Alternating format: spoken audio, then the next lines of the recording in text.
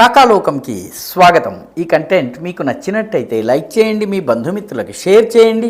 ఇప్పటి వరకు సబ్స్క్రైబ్ చేసుకోకపోతే సబ్స్క్రైబ్ బటన్ని నొక్కండి. అదేవిధంగా బెల్ ఐకాన్ని కూడా తప్పనిసరిగా నొక్కండి. జై హింద్ మిత్రులారా.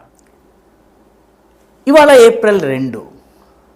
ఈ నెలలో భారతదేశం యావత్తు కన్నీరు పెట్టుకున్నటువంటి, ఆగ్రహంతో రగిలిపోయినటువంటి, ప్రతీకారేచ్ఛతో కుతకుతలాడినటువంటి సంఘటన జరిగి సరిగ్గా ఏడాది పూర్తవుతుంది. మరొక్క 20 రోజుల్లో దాని తొలి సంవత్సరం పూర్తయినట్టు, ఆ సంఘటన యొక్క 1 ఇయర్ పూర్తయినట్టు అవుతుంది. దీన్ని జీవన వేగంలో పరుగులు తీస్తున్న మీరు, నేను, మనలాంటి వాళ్ళం మర్చిపోతాము. మన పరుగుల్లో మనము బిజీగా ఉండిపోతాము. కానీ మన పొరుగు దేశమైన పాకిస్తాన్ మర్చిపోలేదు. పాకిస్తాన్ ఆ సంఘటనకు, ఈ దేశము యావత్తు కన్నీరు పెట్టుకున్నటువంటి ఆ ట్రాజడీకి, ఆ విషాదానికి ఫస్ట్ యానివర్సరీ జరుపుకోవడం కోసము తహతహలాడుతున్నట్టుగా కనిపిస్తోంది. పాకిస్తాన్ నుంచి వస్తున్నటువంటి ఇండికేషన్స్ చూస్తే ఏప్రిల్ 22న గతేడాది జరిగినటువంటి పెహల్గాంకు తొలి వార్షికోత్సవం కేక్ మళ్ళీ కట్ చేయడానికి పాకిస్తాన్ సిద్ధమైనట్టుగా కనిపిస్తోంది. అక్కడి నుంచి వస్తున్నటువంటి ఇండికేషన్స్ ఆ రకంగా ఉన్నాయి.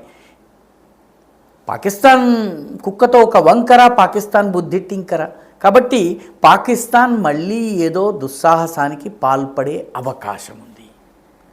ఇప్పటికే మన రక్షణ మంత్రి అయినటువంటి రాజ్నాథ్ సింగ్ ఒక సమావేశంలో మాట్లాడుతూ ప్రస్తుతం ప్రపంచంలో ఉన్నటువంటి అస్థిర పరిస్థితుల నుంచి అడ్వాంటేజ్ తీసుకుని, లాభం తీసుకుని, వీటిని ఉపయోగించుకుని పాకిస్తాన్ భారతదేశం మీద దుస్సాహసానికి పాల్పడే అవకాశం ఉంది.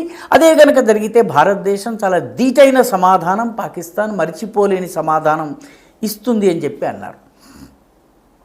ఒకవైపు గల్ఫ్ యుద్ధంతో ప్రపంచమంతా కూడా, ప్రపంచం దృష్టి అంతా చమురు సంక్షోభము గల్ఫ్ యుద్ధం పైన ఉంది.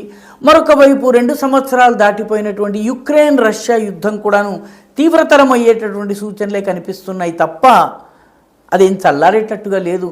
ఈ ఉద్రిక్త పరిస్థితుల మధ్య పాకిస్తాన్ తన సమస్యల నుంచి, అమెరికా దృష్టి వేరే వైపు ఉంది కాబట్టి దాడి చేసే అవకాశం ఉంది, మొట్టమొదటి విషయము.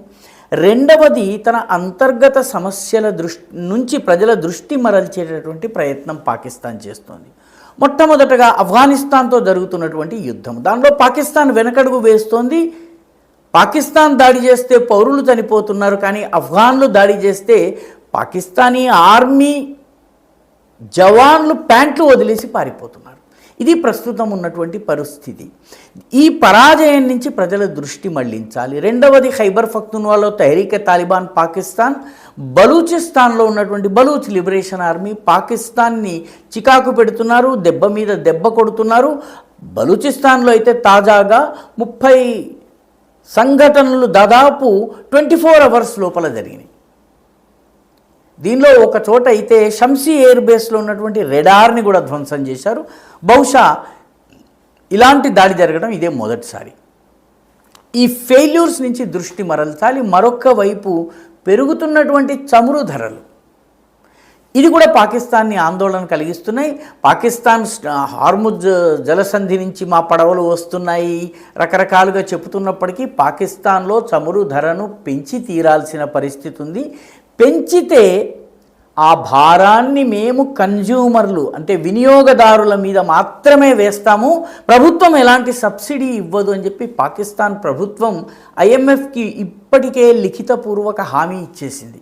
పర్యవసానంగా ప్రజల్లో తిరుగుబాటు వస్తుంది. ధరలు ఇలా పెరగడము, చమురు సంక్షోభం యొక్క భారం ప్రజల మీద పడడంతో ప్రజల నుంచి తిరుగుబాటు వస్తుంది. కాబట్టి వీటన్నిటి నుంచి దృష్టి మళ్లించాలంటే మరో పెహల్గాం, ఇది జరిగే సూచనలు ఉన్నాయి. తాజాగా పాకిస్తాన్లో ఒక VVIP పెళ్లి జరిగింది. ఈ VVIP వివాహానికి పాకిస్తాన్ ప్రధానమంత్రి షెబాజ్ షరీఫ్ యొక్క రాజకీయ సలహాదారు, అంటే డైరెక్ట్గా పాకిస్తాన్ ప్రైమ్ మినిస్టర్ ఆఫీస్లోని అత్యంత కీలక వ్యక్తి రాణా సనావుల్లా, అతని పేరు, మాజీ మంత్రి కూడాను, రాణా సనావుల్లా ఆ పెళ్లికి హాజరయ్యారు. ఆ పెళ్లికి హాజరైనటువంటి వ్యక్తులందరినీ కూడా VVIPల్ని స్టేజ్ ఎక్కించి వాళ్ళతోటి ఫోటోలు దిగడం ఇదంతా జరిగింది. ఈ సందర్భంలో ముంబై దాడులకు, పుల్వామా దాడికి కారకుడైనటువంటి లష్కరే తోయబా నాయకుడైనటువంటి హాఫిజ్ సయీద్ కుమారుడు తల్హా సయీద్ ఆ కార్యక్రమానికి వచ్చాడు. ఆ కార్యక్రమానికి రాగానే రాణా సనావుల్లా ఆయనను చూడగానే ఎదురేగి వెళ్ళి ఆయనని ఆలింగనం చేసుకున్నారు. ఇద్దరు స్నేహపూర్వకంగా పలకరించుకున్నారు. పాకిస్తాన్ ప్రధానమంత్రి కార్యాలయంలో రాజకీయ సలహాదారు, ప్రపంచం ఉగ్రవాద సంస్థగా గుర్తించినటువంటి లష్కరే తోయబాకి చెందినటువంటి కీలక నాయకుడు తల్హా సయీద్. వీళ్ళిద్దరూ ఆలింగనం చేసుకోవడమే కాకుండా అనేక మంది పాకిస్తానీ ఎంపీలు, మంత్రులు వీళ్ళందరూ కూడాను తల్హా సయీద్ తోటి పోటీ పడి మరీ ఫోటోలు దిగారు. అంటే పాకిస్తాన్లో అక్కడ ఉన్నటువంటి ప్రభుత్వానికి, ఉగ్రవాద సంస్థలకి, నిషేధిత ఉగ్రవాద సంస్థ అయినటువంటి లష్కరే తోయబాకి, అమెరికా ఐక్యరాజ్య సమితి ఉగ్రవాదిగా డిక్లేర్ చేసినటువంటి లష్కరే తోయబాకి ఎంత లోతైన సంబంధాలు ఉన్నాయో ఈ ఒక్క ఫోటో తెలియజేస్తుంది. అంటే ఇప్పటికీ కూడాను ఉగ్రవాదులకు కావలసినటువంటి రాజకీయ మద్దతు, అదేవిధంగా వాళ్ళకి లాజిస్టిక్ సపోర్ట్ ఇవన్నీ కూడాను పాక్ ప్రభుత్వం నుంచి వెళుతున్నాయన్నది చాలా స్పష్టంగా ఇప్పుడు తెలుస్తోంది. ఈ ఫోటో ఇప్పుడు వైరల్ అవుతోంది. పాకిస్తాన్ దీని గురించి ఎటువంటి స్పష్టీకరణ ఇవ్వలేదు.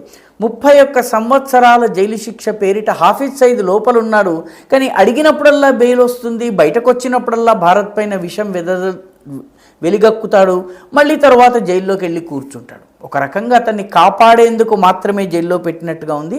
కాబట్టి పాకిస్తాన్ రానున్న రోజుల్లో ఉగ్రవాదులకు పాకిస్తాన్ ప్రభుత్వానికి ఉన్నటువంటి సాన్నిహిత్యం నేపథ్యంలో, అంతర్గతంగా ఉన్న సంక్షోభం నేపథ్యంలో పాకిస్తాన్ రానున్న రోజుల్లో మరొక్క పెహల్గాం దాడికి పాల్పడే అవకాశం ఉంది.